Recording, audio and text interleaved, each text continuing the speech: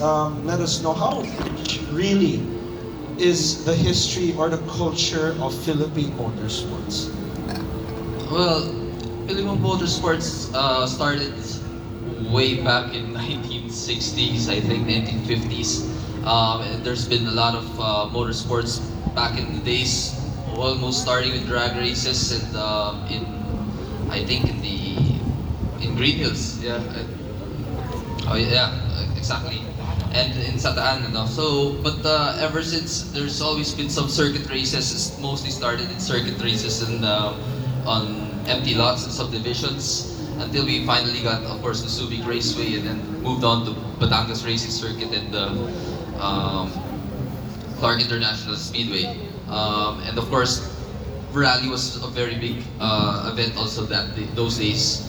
Everybody always wanted to join those races, and it was, I mean, with the vast land and a lot of terrain those days, special stage kilometers used to reach 100 kilometers before per stage. So unlike now that you get 5 kilometers, 9 kilometers, very different from the days back then, but pretty much very rich races back in the days.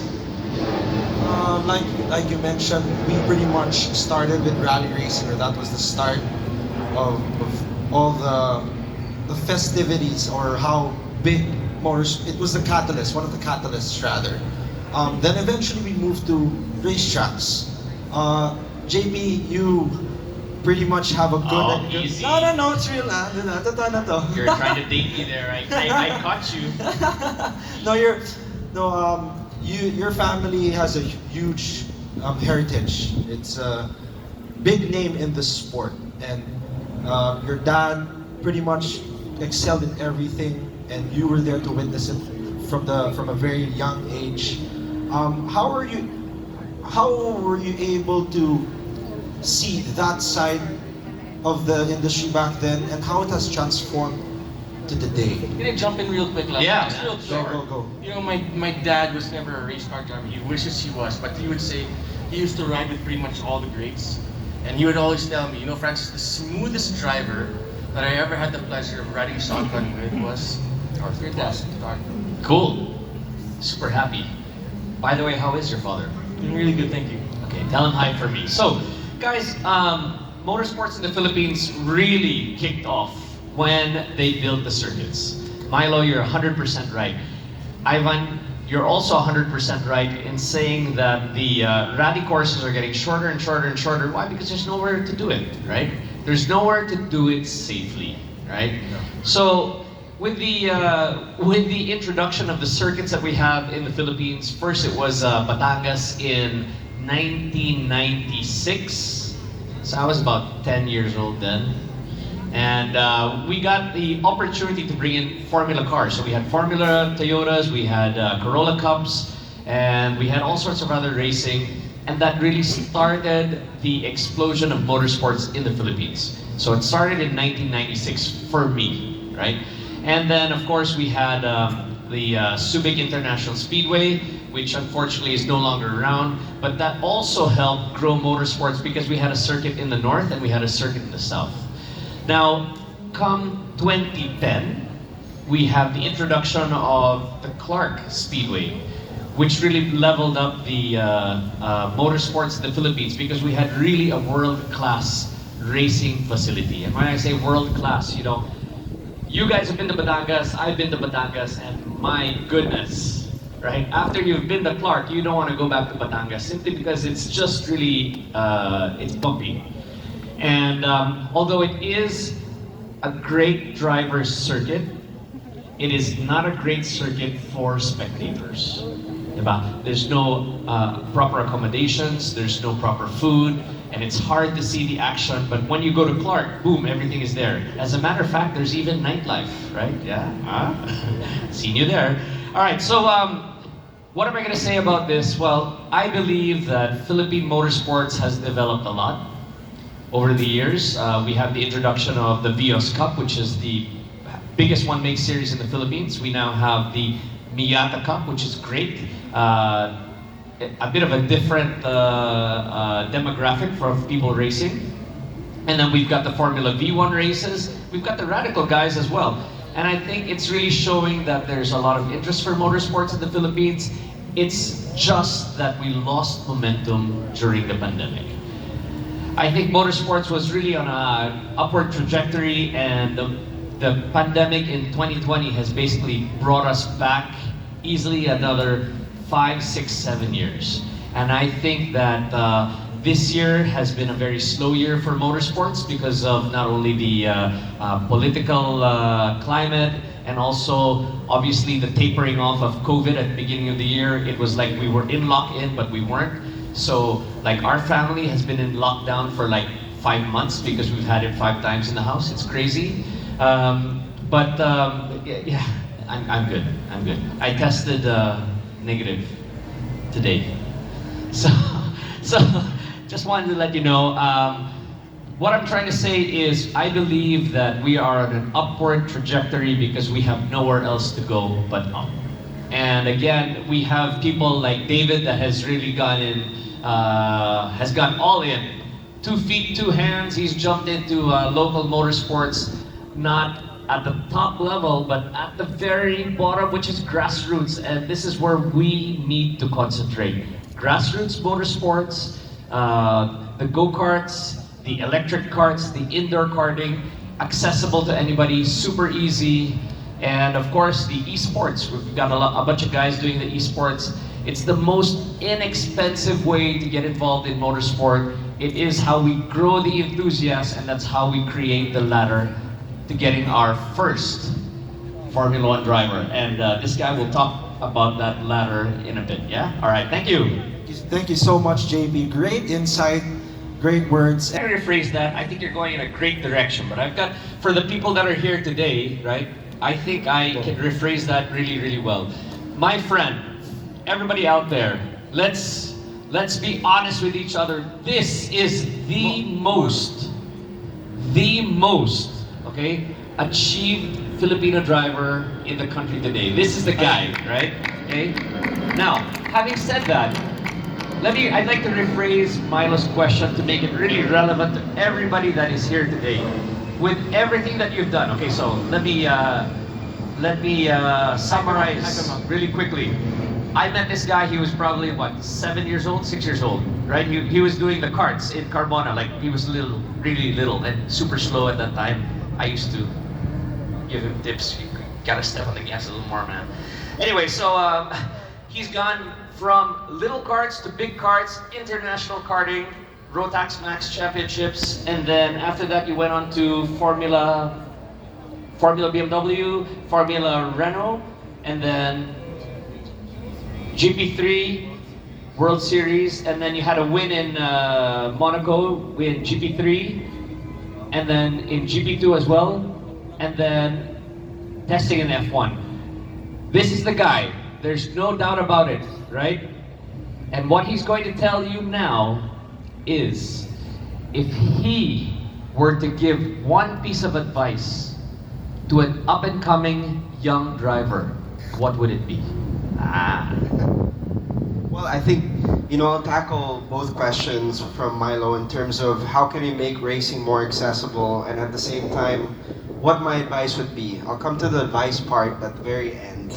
But I think the nicest thing I've seen, obviously, with motorsport, its development, not only here in the Philippines, but globally, if you look at it from like a global perspective, is the fact that motorsport has more engaged social media platforms, obviously, like Instagram, Facebook, different platforms in our aspect also. I think here locally with racing, from the sponsors, it's really gone more digital versus the traditional broadcasting sense, especially during the time that I was racing. That was pretty much the biggest challenge, really, in terms of not only finding sponsors, not only getting exposure. It was just due to the fact that, broadcasting and people just being able to watch it from the comfort of their own homes was just more challenging. And then now, obviously, with technology progressing, these new apps coming along, people not only get the chance to see it from a TV or a television, but from the comforts of like their own mobile phones and through apps. And I think that's really the biggest way that we can engage moving forward to capture a new market, a younger generation, an older generation, or anyone in general who has that interest in motorsport is really garnering that exposure, and it's really through digital. The coolest thing actually that we've done recently, at least with Radical in that respect, is we've done like streams other than the broadcast, other than the streams on Facebook, obviously during our championship. Kumu, for instance, a new app, very hip. People are not only able to watch the content they want to watch, but they're also able to monetize. And given our basically our market in racing, you're normally spending more than you're earning. So those little bits that you can get back through sponsorship, through building the community, through showing that there's basically like a career path in chasing motorsport where you're not just spending the money. I think that's really the crucial message. That's where we basically have to harmonize our efforts in terms of racing to just make it affordable, and for drivers to also not just look through the lens of their careers just being behind the wheel, but also being able to sell yourself. That was really the biggest thing, because no driver, even in Formula One, they don't get there purely just on talent alone. I think those days are pretty much gone. You have to be marketable, not only from a driving perspective, but as obviously a racing outfit. And let's be real here, like everyone here in the Motorsport Expo, we all culminate, we're all part of this community because we know that with our products, with our services, with the activities we do in racing, racing is what makes us legit in the end. There's no higher level, no higher echelon when it comes to that, to champion all of these aspects with everyone being here. So that was really just the most important part for me. I mean, like JP also said before, I went through pretty much all the ranks of racing in my career.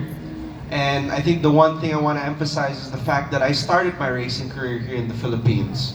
It didn't start in Europe, it didn't start me abroad, it started here. I learned how to go racing here. I went through the steps with the AEP, the flags, how to drive a go-kart. It was all here, starting in Carmona in the Philippines, which is why I still believe very much in the talent, in the community, in the services, in the people that stand behind motorsport, because without that I would have never gotten to where I've gotten, without the level that I went against in terms of racing.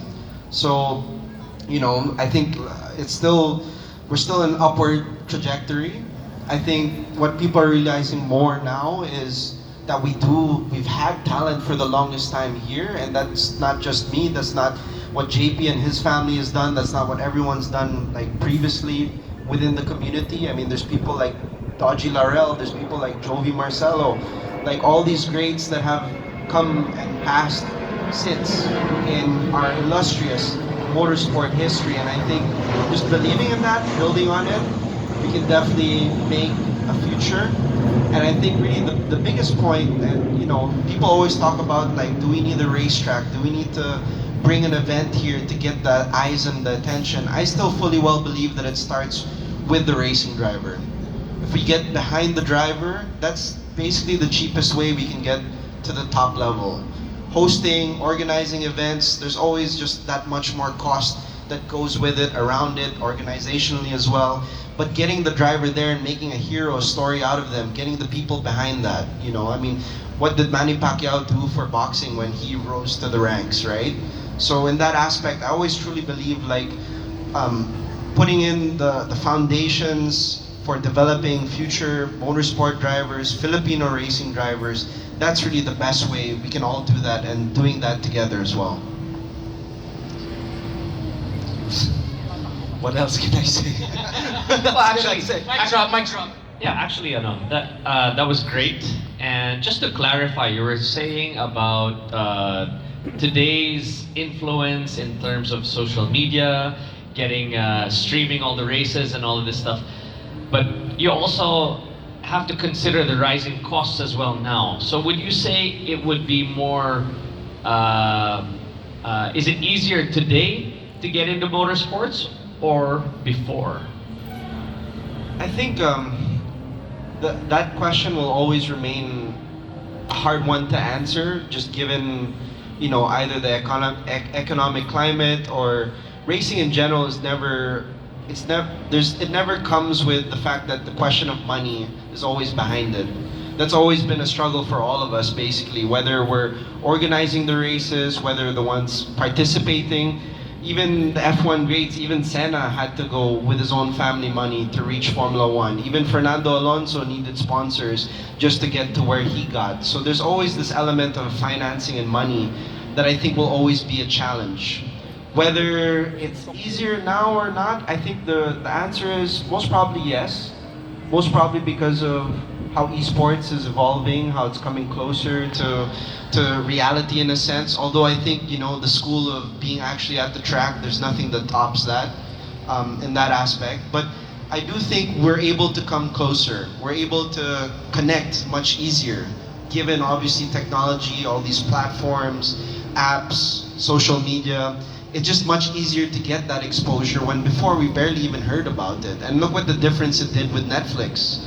And finally putting faces to the drivers and not just seeing them but never really seeing their faces. I think that was a huge thing, is telling the stories of these people, because anytime you tell a story, and whether it's racing or any other sport, that's how you get someone behind it. That's how you earn another fan. So I think really it's more about us being more open in terms of our racing community, being able to share the hardships, the stories of how we've tried to get there endlessly many times. And it's never easy in racing, for sure. So I think if it will only be our mistake if we don't take that on. And I think in that sense, yes, it is more accessible. Yes, it is easier to make a name for yourself and get out there, and just you have to take advantage from that. Yeah. So that's really what I think about it. Yeah, you mentioned a while ago that skill, talent, sadly, is just not enough, given the situation or the realities of making a career in a sport like this, or in any other sport for that matter. You need to have that story, that image. You have to establish that. You've had your point of view of things. JP as a driver as well, and also trying to promote his events and his initiatives. Ivan as well, a driver, and likewise for me. For Francis, on the other hand, It's not a driver, ganon. it's not a, no. Just playing, that's playing. You've seen a lot of drivers here and in other countries try to establish their story, their brand. What would you say, in your opinion, is something that would appeal to you from a company's point of view, from an investor's point of view, who wants to enter into the sport, fund it, at least for a driver, at first? No, you actually mentioned this really good word. It's called investing, right? But I want to jump real quick to what you mentioned, but also what Ron was talking about being marketable. And I want to share a short story. Maybe this is 10 years ago. 10 years ago, when I first started the business, I was fortunate enough to get paddock passes to the Ferrari hospitality in Singapore through Brembo. That same weekend, I was with a good friend of mine, Manuel Ramos, if you're out there. Thank you very much for the experience. His wife was working with Smart Communications. Smart at the time was the roaming partner of Vodafone, who at the time was the title sponsor of McLaren. So, why am I telling this story? So Alice, as a guest of the sponsor, got some hospitality tickets. Her husband, my friend, got a pass as well as the husband of the guest of the sponsor, and I got a ticket as the friend of the husband of the guest of the sponsor. Not only did we get access to the VIP area directly above the pit lane with all the swag and the food and you meet all these people.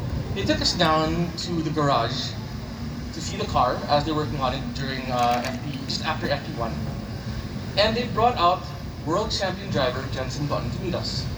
Now I always say this. This is McLaren F1, one of the most storied racing outfits of all time. And they're talking to literally the +1 of the +1 of the +1 of their sponsor, and making their world champion racing driver available to us for a meet and greet and a photo op on race weekend. What am I trying to get at here? That's exactly what Marlon was saying. How do you market it so you keep the people's attention on it, to keep them attracted, to keep them with the eyeballs on, and to keep them invested, even just as a fan, in the sport, the team, the driver. That for me is every time when you mention investment, when anyone comes up to me and asks for sponsorship, the first thing I ask them is that I don't ask them if they're champions. I don't ask how good they are, what car they drive. I ask them how do they market themselves. Because at the end of the day, I'm invested in this driver as a sponsor, and not that. God, if I had the resources to JP, this, I would sponsor everyone if I could afford it. But you just can't. The reality is, resources are finite. I've been fortunate enough to sort of, in my own little way, support all three of these guys in their racing. But I have to have some, as you said, as an investor, I have to have some kind of ROI. And if people will understand that, drivers, teams would understand that there's an ROI to getting sponsorships, I think the easier would be for drivers, teams, people who host events to get into it. The second part, before I'll wrap up real quick, the second part is that I do want to recognize what JP and Marlon were mentioning earlier, that people, the community, has to come in and support the drivers, right? And these guys, in their different ways, they've gone all in on racing, right? Marlon's gone into, he's brought Formula One cars here, right? He's brought, he helped bring Radical here. JP for, 26 years now? Is 26? I'm 26, yes. Thank you. But going all in, Ivan devotes his time into a very thankless job, in most cases, being a steward, putting on clinics and things like this.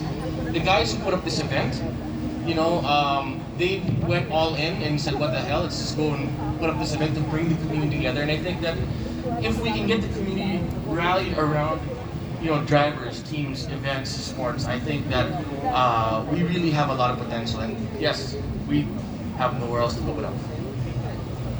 Want to add something, JP? Hawak mo yung mic.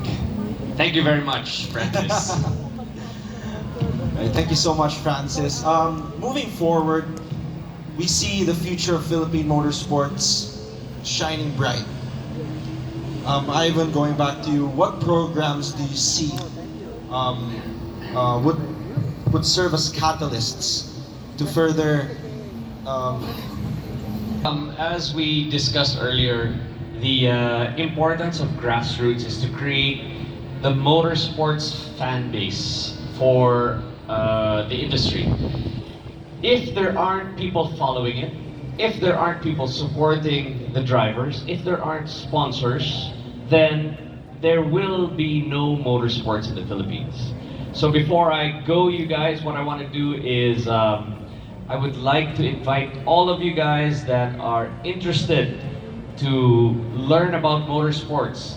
The first step is to get properly educated, right? A lot of people want to go to the track. They go to the track, they drive around thinking that they can be Michael Schumacher because they've been to the track before, and then they crash, and then that's it, right? Guys, if you want to get involved in motorsport, the best way to do it is to get educated. You can do it through the sims, right? Because if you crash at the sim, you can just restart. The next thing to do is you can go to the MSDP, and these guys are doing a great job going to the provinces. And of course, we've got the race school where we run the Toyota Gazoo Racing Academy, and you guys can get a chance to drive real race cars on the racetrack. And of course, if you guys are involved in motorcycles, then come and see us at the California Superbike School, which we'll be doing in a couple of weeks. Oh, by the way, I also want to mention really quickly, out there today, we've got the legend, Danny Santiago. Yeah, so if you guys want to try your luck in autocross racing, you've got Danny Santiago, and of course in slalom racing, we have Bing Bang Dulce out there. Bing Bang, how you doing? And finally, again, David out here. David is the guy behind e-kart, which is the indoor karting at SM North EDSA. Go and see these guys. They've put a lot of money into these go-karts and these facilities. Electric karting, indoor karting. David, you just need to put aircon, and I'm there. All right. So with that said, I want to thank everybody for coming, media and all of the spectators. I want to thank my media friends, also the Vios Cup drivers, B1 drivers. Guys, thank you very much. Maraming salamat. Thank you. There you have it. Mr. JP Tuason, thank you so much. He has to leave early because he has something else to catch. Sige, Seth, muna